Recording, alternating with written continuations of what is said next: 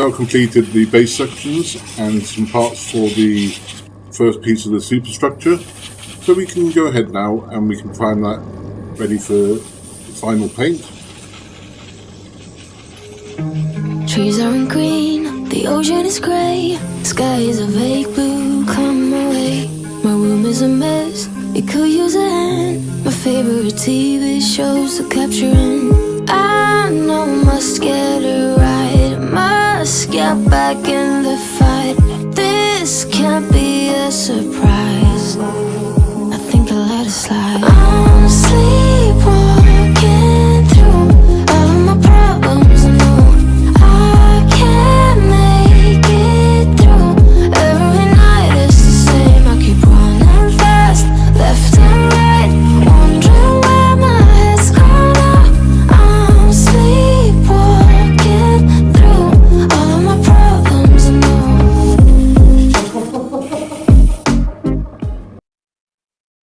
The next stage is pretty straightforward, it's just 2 steps, and it's making this coil assembly that will hold the rigging line that will rig the entire upper structure.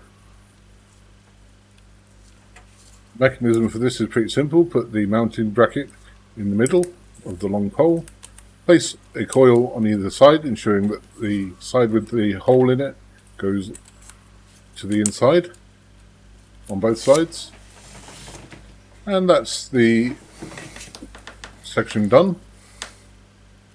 And eventually it will fit in between these 2 buildings here by means of the mounting bracket in the middle, and also retaining holes in the superstructure for the long pole.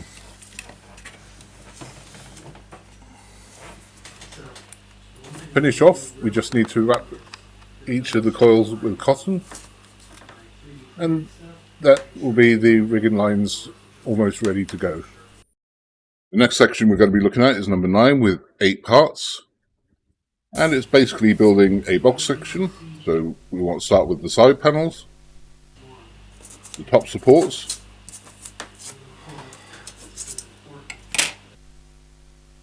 bottom supports, and some cross bracing.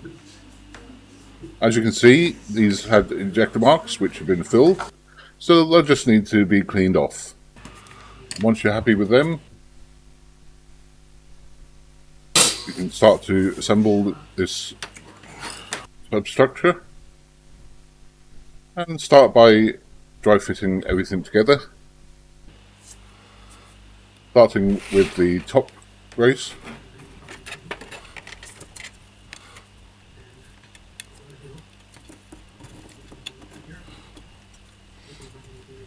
And the bottom brace.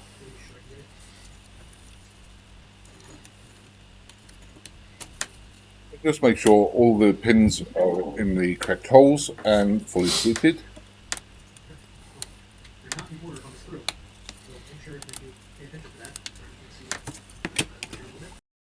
To fit the cross members which will hold the building in place inside the structure.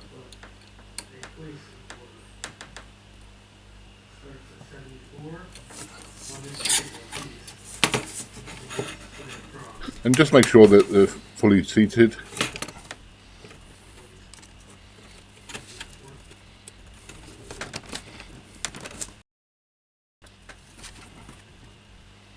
Once you're happy with the dry fit, we can dry fit the other elements that we've already completed.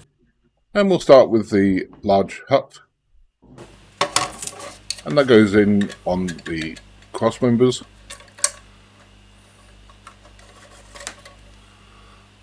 And that will sit inside the superstructure.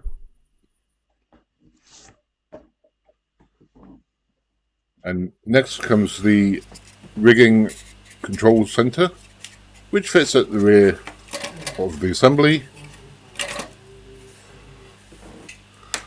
We want to make sure that these uprights go through the 2 slots on either side of the control center. And this is where the coils will be fitted and secured. Then we can dry fit the other side just to lock everything in place.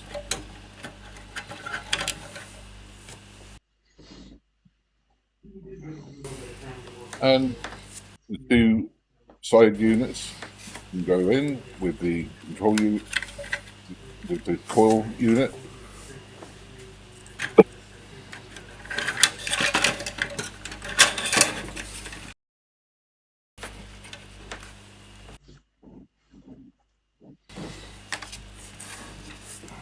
And that's the first part of the superstructure completed.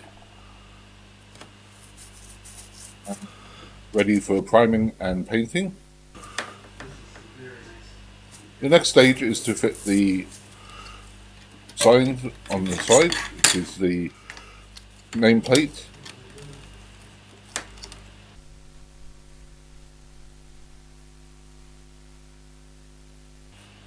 And the O&K logo. And at this point we can tighten up the joints and glue the top and the bottom supports in place.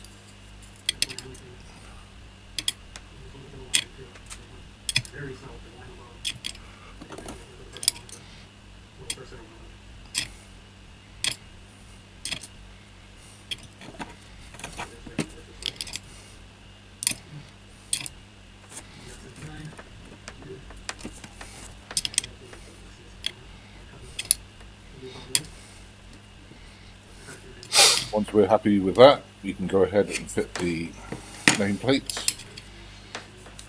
Just want to check the orientation at this point, make sure that you're putting the nameplates on the right sides.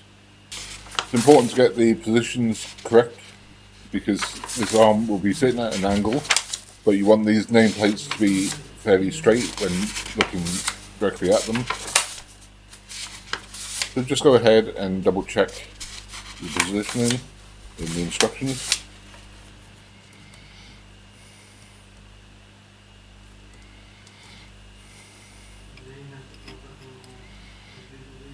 Once you're happy with the position, you can glue it in place.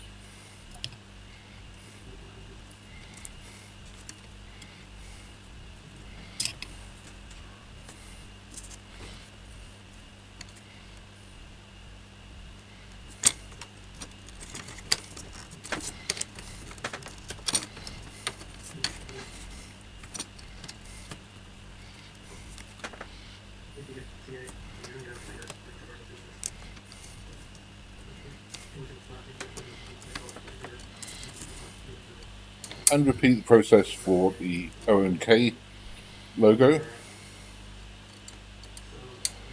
Again, orientating it with the previous name plate and not the structure itself.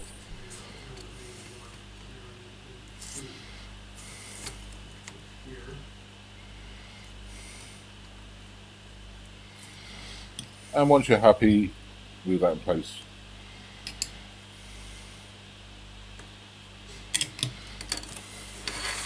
Then repeat for the other side.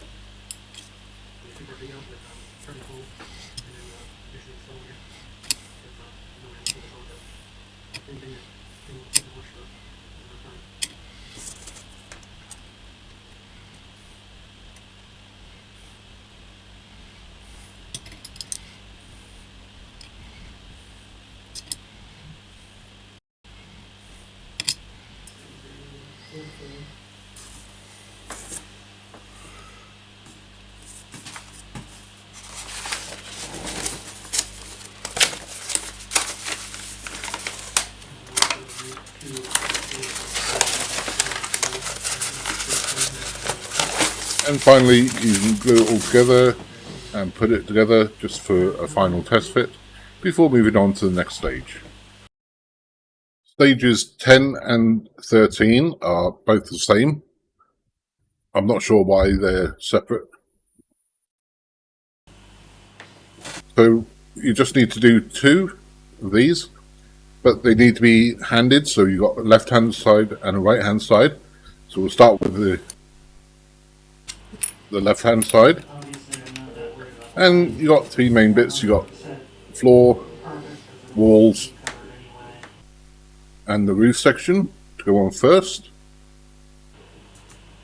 We'll go ahead and do that. So the next step after I get all my line drawn is going to be to drill out all these holes.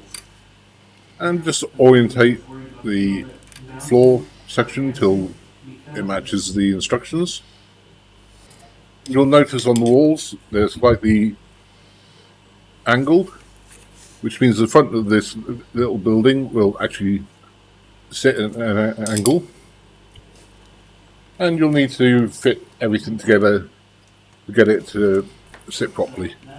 Go ahead and glue the walls in place. So, let me drill some holes. I'm going to drill out these portholes, and then we're going to smooth this all down. Okay, so while Making sure that the window detail is facing outwards. show you why. Here's what it's Trees aren't green, the ocean is grey, sky is a vague blue, come my way. My room is a mess, it could use a hand. My favorite TV shows are capturing. I know must get it right, must get back in the fight. This can't be a surprise, I think I'll let it slide. I'm sleepwalking through all of my problems, I know. on here. And once the final walls fitted, you can strengthen the corner joints and maneuver everything into its final position. But anyway,